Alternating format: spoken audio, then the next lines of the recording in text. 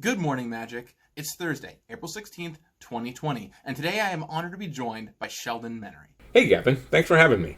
Now, Sheldon, just in case someone doesn't know who you are, what's your background? I am a founding member and public face of the Commander Rules Committee, the ruling body of the format.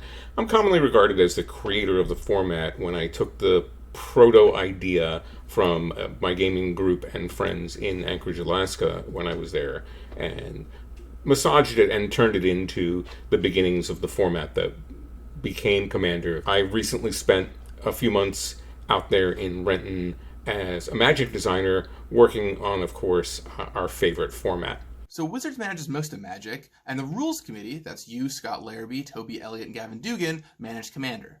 What are some of the ways that we work together? There's a pretty great working relationship between the RC and R&D. The set lead designer will generally loop us in several places during the process, and that's if not one of us is on the team. You know, Scott has been on 5 Commander design teams. I was on one of the most recent ones, so we have insight there. So let's go right in to a hot button topic.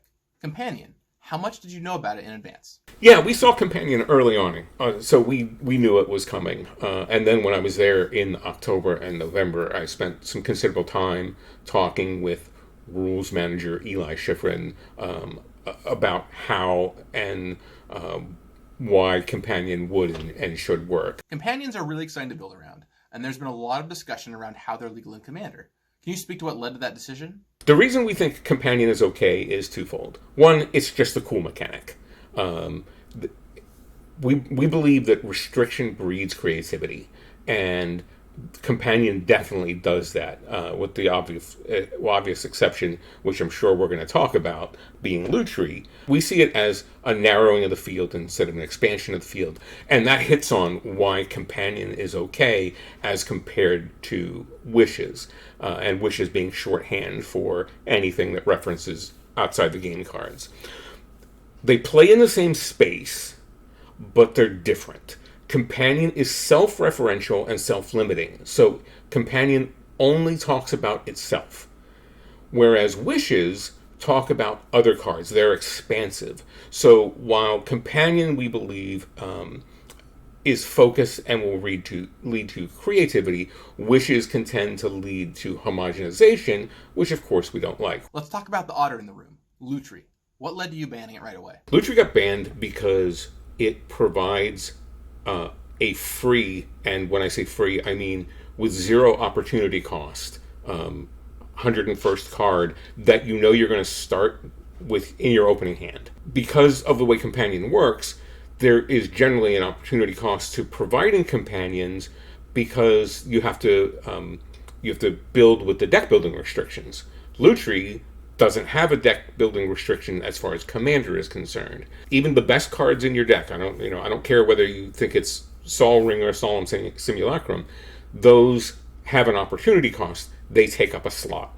Lutri literally didn't take up a slot. So we had talked with the folks in R&D pretty extensively about this, and I have to be honest with you, we even considered letting Lutri free for the first quarter to see if it was as bad as we thought it was. And we consulted with the Commander Advisory Group on this and got their thoughts on it. And they had some pretty good takes on the whole discussion. And I think the one that swayed us the most, because we've never emergency banned a card before, was we didn't want people to acquire the card thinking that it was going to be good and then ban it 3 months later. Since there was a really, really strong chance that we knew that we were going to ban Lutri, we didn't want to create any false impressions for people, and because I think the feel bads for some people right now are pretty strong, but I think the feel bads would have been worse had people had gone out and gotten it, and then we banned it. There's a full explanation on the Commander website, mtgcommander.net, about this, and on next week's update on 420, even deeper. I know some people have wondered if it could have been only banned as a companion and still allowed as the Commander or in the 99.